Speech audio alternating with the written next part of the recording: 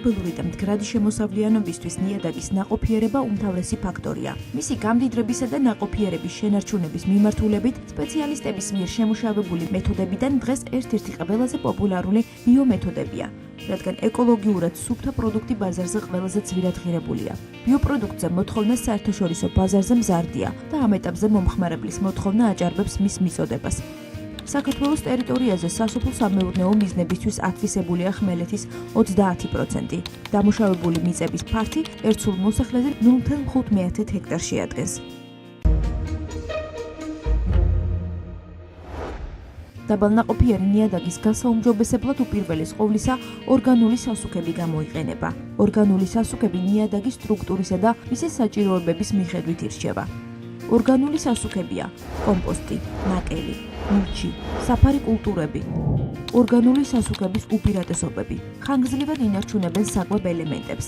თიხნარ ნიადაგში აუმჯობესებენ ნიადაგის დრენაჟს. მცენარის ჯამრთელი ფესვების ზონაში ახდენენ საკვები ელემენტების კონცენტრაციას.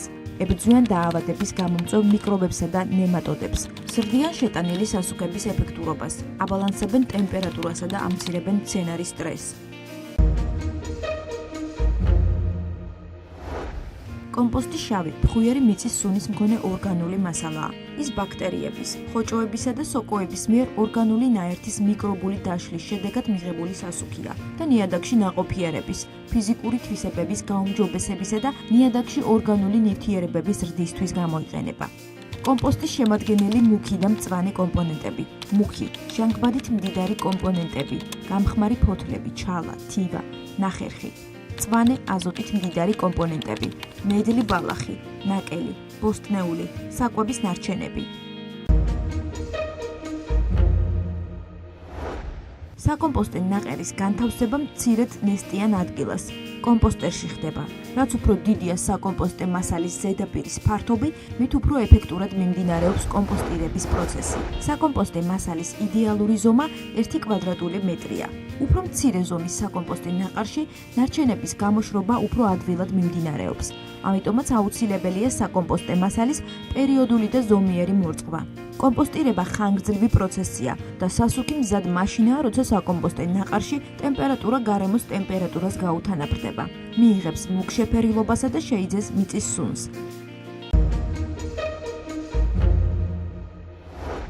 ნაკელი ძირითადი ორგანული სასუქია, რადგან ის მცენარის ზრდისა და განვითარებისთვის აუცილებელ ყველა საკვებ ნივთიერება შეიცავს.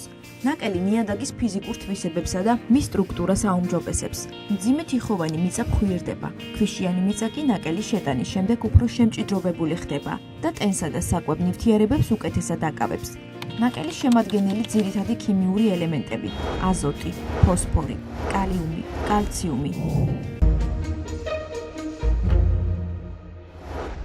საქონლის ნაკელი თავსდება მშრალ, ზიან ადგილას და გასაშრობად იშლება. ემატება ნეშომპალა, ნახერხი, ნამჯა ან სხვა მცენარეული ნარჩენები, კომპოსტდება. მიღებული მასა ყოველდღე ირევა ერთმანეთში და 2 თვის შემდეგ მზა ბიოსასუქი ნაკვეთზე იშლება. ნაკელი შეიცავს უფრო მეტ საკვებ ელემენტებს, ვიდრე მხოლოდ მცენარეული კომპოსტი.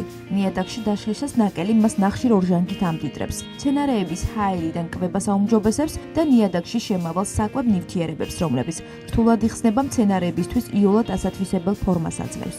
ბიოსასუქის შეტანის ნორმები: 1 ჰექტარ მიწის ნაკვეთზე შეტანილ უნდა იქნას 40 ტონამდე ნაკელი.